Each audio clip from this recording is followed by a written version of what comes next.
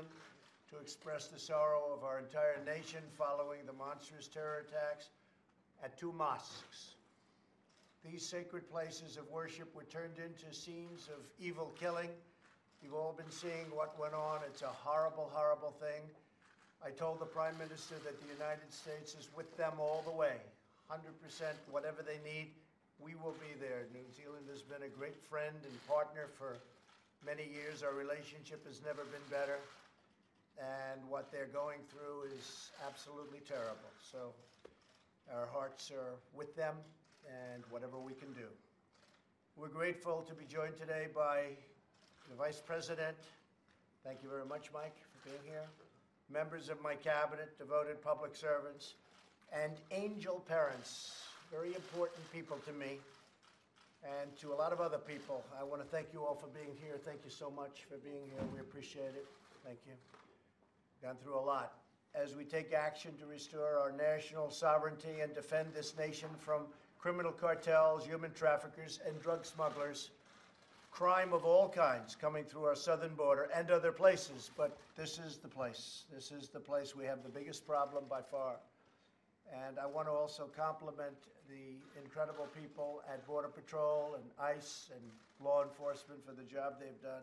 They've apprehended so many thousands and thousands of people that if we had the proper protection, we wouldn't even have to apprehend. They wouldn't be coming in. As president, the protection of the nation is my highest duty. Yesterday, Congress passed a dangerous resolution that, if signed into law, would put countless Americans in danger, very grave danger. The Democrat-sponsored resolution would terminate vital border security operations by revoking the national emergency issued last month. It is definitely a national emergency. Rarely have we had such a national emergency. Therefore, to defend the safety and security of all Americans, I will be signing and issuing a formal veto of this reckless resolution, and that's what it was. And I have to, in particular, thank the Republican, strong, wonderful people, the Republican senators that were on our side and on the side of border security, and on the side of doing what they have to keep our nation safe. They were very courageous yesterday, and I appreciate that very much. Congress's vote to deny the crisis on the southern border is a vote against reality. It's against reality. It is a tremendous national emergency. It is a tremendous crisis. Last month, more than 76,000 illegal migrants arrived at our border. We're on track for 1 million illegal aliens to rush our borders. People hate the word invasion, but that's what it is. It's an invasion of drugs and criminals and people. We have no idea who they are, but we capture them because border security is so good. But they're put in a very bad position, and we're bursting at the seams, literally bursting at the seams. What Border Patrol is able to do is incredible. I also, by the way, want to thank our military, because our military has been very much involved, as you know. And they're putting up walls, in some cases temporary, in some cases they were supposed to be temporary. They're so good that they're better than the permanent, so we're leaving them. We've really nowhere left to hold all of the people that we're capturing, and we're at a point where we're just going to have to say, with these horrible decisions that we've been handed by people that aren't living in reality, that there's nothing we can do. There's absolutely nothing we can do. We're bursting at the seams. You can only do so much. And the only option then is to release them. But we can't do that either, because when you release them, they come into our society. And in many cases, they're stone-cold criminals. And in many cases, and in some cases, you have killers coming in and murderers coming in, and we're not going to allow that to happen. Just not going to allow it to happen. There has been nearly 2,000% increase in border-related asylum claims over the last decade. Part of the reason is because our country is doing so well economically that people are coming up in droves. The vast majority are rejected, but smuggling organizations making a tremendous amount of money, like they've never made before, are using these people to crash the system. Our immigration system is stretched beyond the breaking point. And as I said, nothing much we can do. We can just do our job and do it well. but there's a point at which, if the Democrats would get in, would be able to make a deal. Literally in 15 minutes, we could make a deal on changing catch and release, changing the horrible asylum laws that are so unfair, changing visa lottery, chain migration. These laws are just horrendous. I won't explain them, but everybody standing behind me knows exactly what they are. They're dangerous for our country, and they're inspired by Democrats who have to change. 1 in 3 migrant women is sexually assaulted on the journey north. The border crisis is driving the drug crisis. 70,000 Americans a year are killed by drugs, including meth, heroin, cocaine, and fentanyl. And the 70,000 people is a number that's so low that it probably shouldn't even be used anymore. The mass incursion of illegal aliens, deadly drugs, dangerous weapons, and criminal gang members across our borders has to end. We are bringing out thousands and thousands a year of MS-13 gang members and other gang members that are just as bad, where they come into our country, they're able to skirt the border, come through areas where we don't have proper wall, where we don't have any wall at all, and they get into the country and they do a lot of damage in many cases, but we get them out by the thousands, and we bring them back or we incarcerate them. The national emergency I declared last month was authorized by Congress under the 1976 National Emergencies Act. And there haven't been too many that are a bigger emergency than we have right at our own border. Consistent with the law and the legislative process designed by our founders, today I am vetoing this resolution. Congress has the freedom to pass this resolution, and I have the duty to veto it, and I'm very proud to veto it. And I'm very proud, as I said, of a lot of Republican senators that were with me. And I'm also very proud of the House. The Republicans in the House voted overwhelmingly in favor of a secure border. Since 1976, presidents have declared 59 national emergencies. They often involve protecting foreign citizens in far-off lands, yet Congress has not terminated any of them. Every single one of them is still in existence. And yet we don't worry about our land, we worry about other people's lands. That's why I say America first, if that's okay, America first. The only emergency Congress voted to revoke was the one to protect our own country. So think of that. With all of the national emergencies, this was the one they don't want to do. And this is the one perhaps they should most do.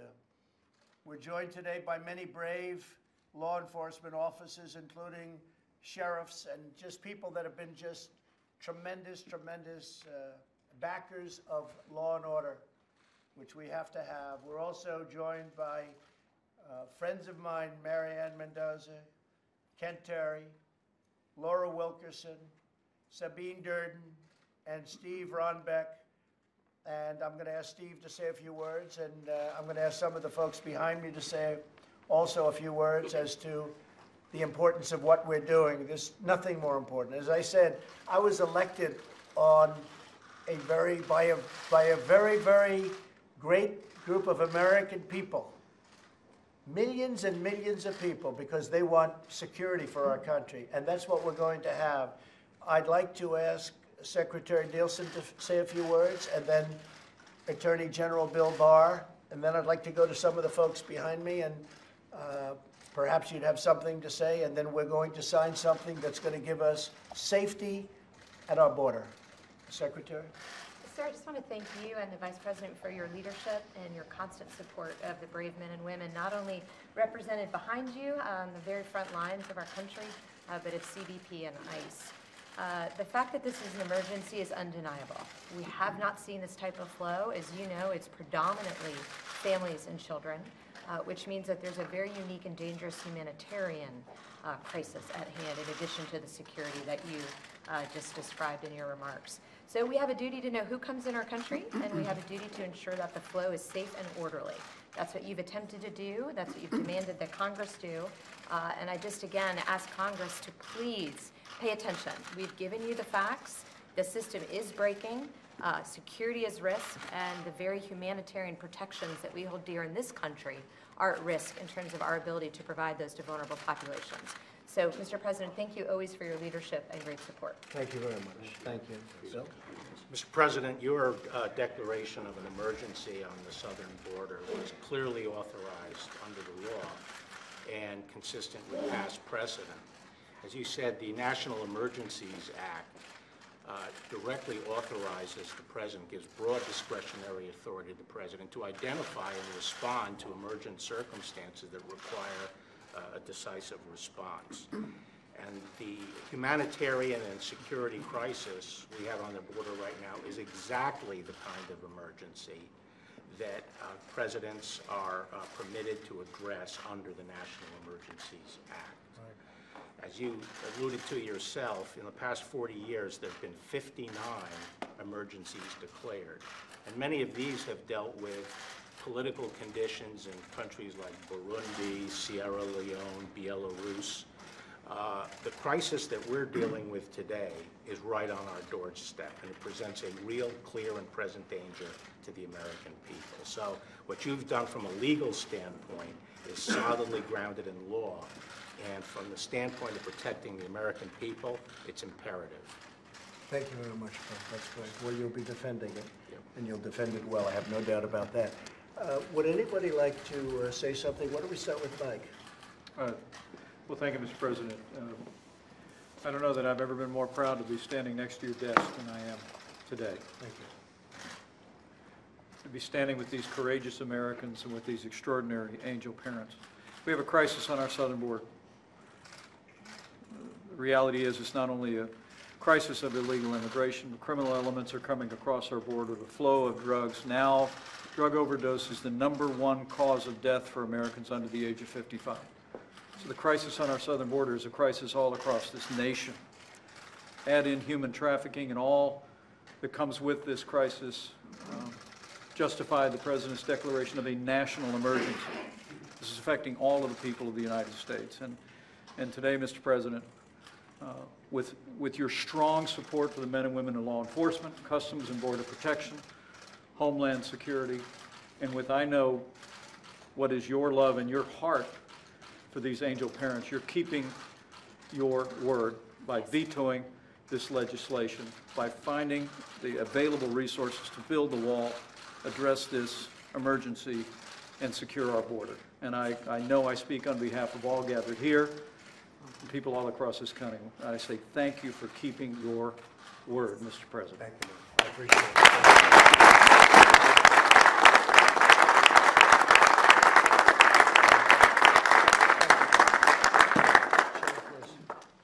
Mr. President, thank you so much for a very necessary veto to support public safety in this country. The sheriffs and men and women of law enforcement in this room and across this nation owe you a debt of gratitude for something that we've been waiting for decades. Our hats are off to you again, sir.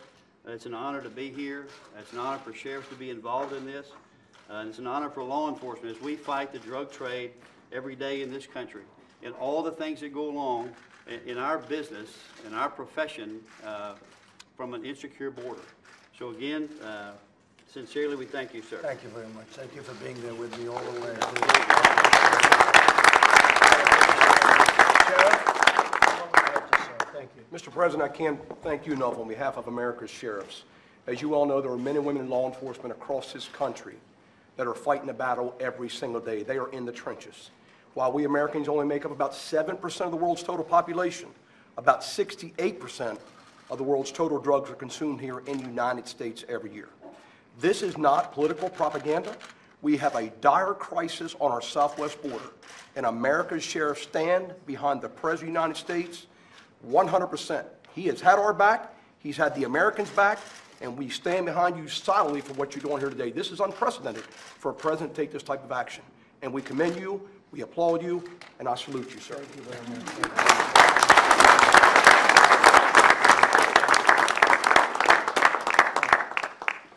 Say something, please.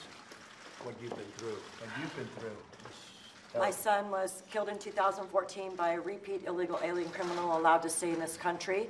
He was a police officer in Mesa, Arizona. And Angel families come forward to tell their stories, not because we've created a manufactured crisis, but because we want to tell the American people and share with you our heartache and let you know what is happening on our doorsteps, what's happening to your neighbors, what's happening to your fellow Americans. And there is a way to prevent this, and it's not by continually lying to you and telling you that there isn't a problem. There is a problem. It's a national emergency, and thank you. Thank you very much. For following through.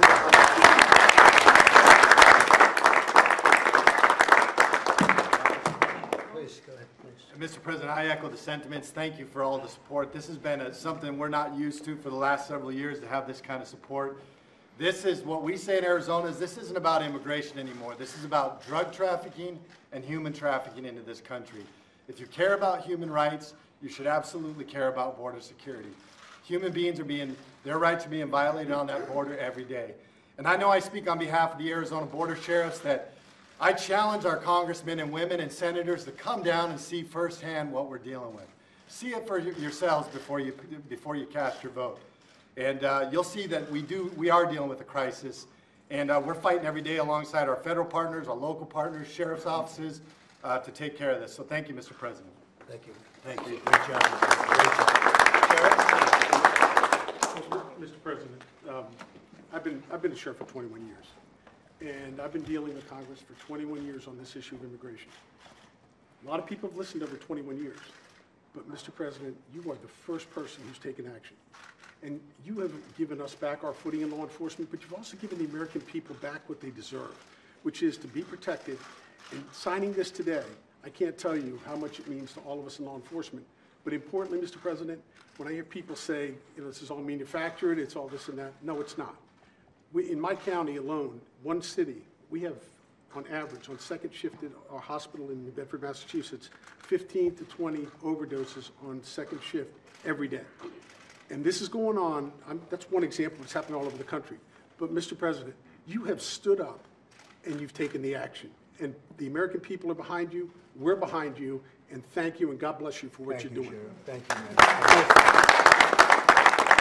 Thomas Murphy, where's Tom? Tom Murphy? Tom? Where's Thomas? You had a horrible ordeal that you just went through with your son. Mr. President, I'd like to tell you and tell the public that if you don't think it can happen to you or your family, I have a quick story. Yeah. I've been with the state police for over 30 years, working narcotics and gang task forces and supervised those for 22 years. My son grew up with depression issues and some mental health concerns. He's self-medicated with marijuana. At 18, and his father, me, had him arrested a few times along the way.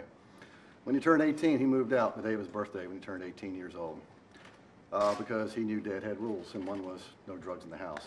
He moved out, stayed with some friends, got a job. He had a work-related injury where he severed 4 fingers, and he was introduced to opioids. So he was battling 2 things, actually, mental illness and the opioid addiction. Afterwards, he finally came to me, and for the first time in his life, he said he needed help. We sent him to a rehab facility for only 30 days because that's what our insurance would pay for at that time. He came out of rehab. Everything was fine for approximately 3 months. The craving was too much for him. He got a hold of some heroin that was laced with fentanyl, and he died on December 13th, 2017. So I'm here to say, as far as stigma goes and narcotics, and it's not going to happen to me, it's not going to happen to my family. My father's a retired minister of 45 years. My sister is in the medical field. My brother's in law enforcement. No one even smokes in our family. No one's ever been arrested. It happened to me, it happened to our family, so it can happen. That's how horrific and addictive this drug is. So anything you can do to help us and families like us is greatly appreciated. He's coming through the southern border, folks, all through the southern border. Thank you very much. Mr. President, thank you very much, sir. This is the first real step in confronting the heroin drug crisis in this country. We're going to make real strides after this.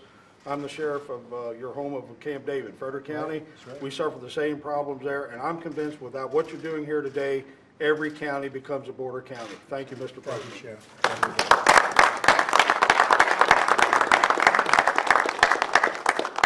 So let's get this signed, right? On behalf of your great loved ones, right? Always said they will not have died in vain. Did I tell you that a long time ago? 3 years ago, 4 years ago. right? When we first met Yes. on the 4 years campaign. ago.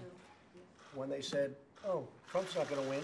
You said Trump was going to win, and I said, and they will not have died in vain, right? Right, you told us. And that's true. I say it today with even more meaning. It was a big step.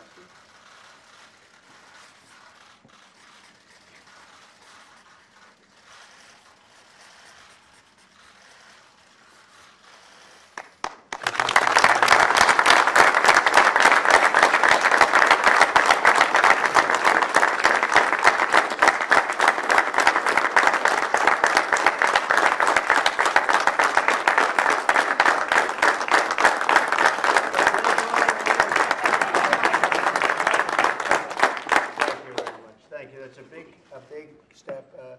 We're building a lot of wall right now. It started, a lot of people are saying, well, gee, you took down wall and you're building new. Well, we took down wall that almost didn't exist. It was like paper.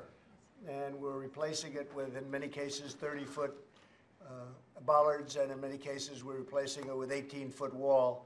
But we have many miles under construction right now, and we're going to be signing contracts over the next couple of days for literally hundreds of miles of wall.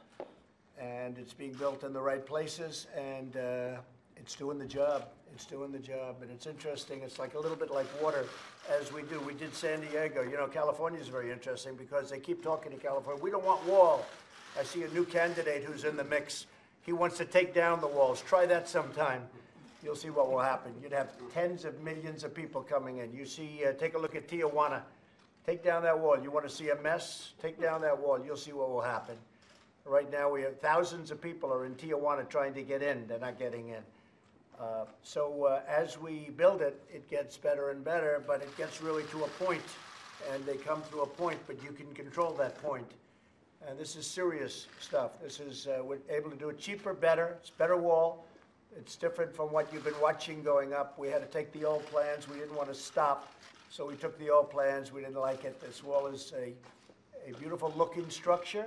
It's much stronger, and you can build it faster and cheaper.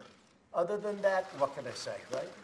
It's going to be great, and it's going to have a tremendous impact. And on top of that, I have to thank the Secretary and all the people that have worked so hard, because what you do on the Border Patrol, what you do, what those patrol agents and what the ICE folks do, and taking people out of the country that nobody wants to talk to. Even some of the sheriffs say, you know, if you can get ICE to do it, you don't mind if they do it, right, Sheriff? As tough as you are. These are tough people, and they're great people. These are people that the ICE folks that take such abuse from Democrats and some others, they love our country as much as anybody loves our country. So we're building a lot of wall, and we're taking good care of our people, and we're doing, at point of entry, a tremendous amount of work. We're already in contract to buy, they make pretty incredible new equipment for drug detection, where you can find out what's in the wheel of a car, where it is, where it's in the engine, where it's in the hubcaps. I mean, we have some incredible stuff. Plus, we have also, we're getting dogs, more dogs, believe it or not. I still say, is that still true? There's nothing replaces a good dog, is that right? Absolutely. Buying this equipment for very expensive, but we haven't been able, it's true, we haven't been able to match the dog. I've seen out at Secret Service where they showed me the dogs, certain types of German Shepherd, very specific types of dog, but what they do is they'll run by 15 boxes, all empty, except one. And they'll be very, very strongly sealed boxes. And they'll come running full speed and stop like on a dime. They know the drugs are in that box. It's the most incredible thing. So we're spending hundreds of millions of dollars on equipment, but I will say this, it's not as good as the dogs. But as you know, we're getting you, so you can have the best equipment, but we're getting a lot of dogs for the various entry points also. So with that, I just want to thank everybody for being here. In particular, I want to thank you folks, because you have been, and please say hello to all of your friends that have been with us really from day one. What you've gone through is unthinkable, and I appreciate it. And you're strong people. You're strong and you're proud, and your kids are, you know, looking down on you right now, and they're very proud of their moms and their dads. You know that, right? They're very proud.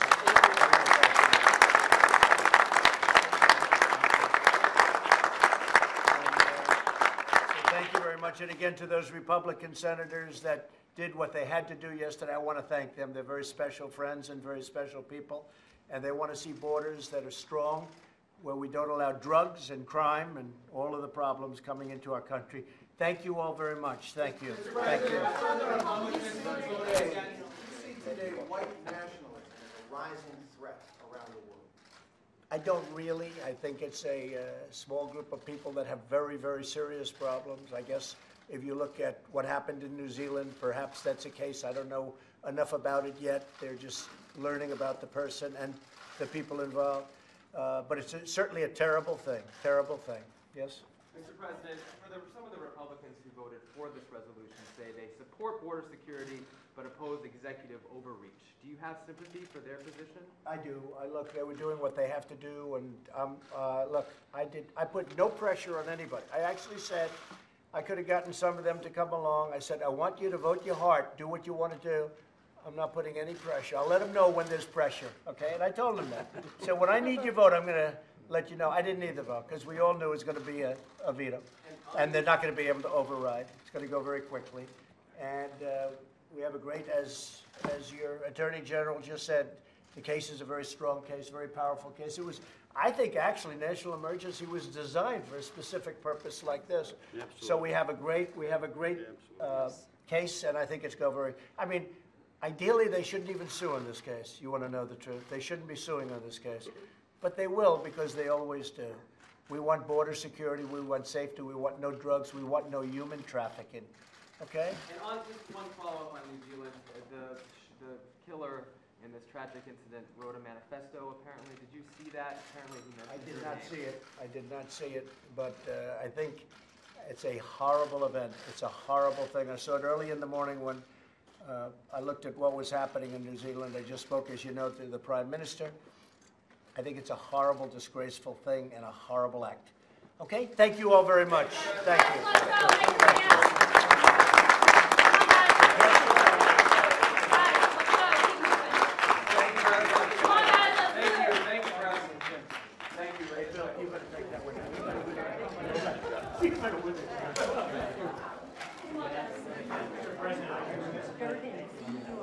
Give it to you.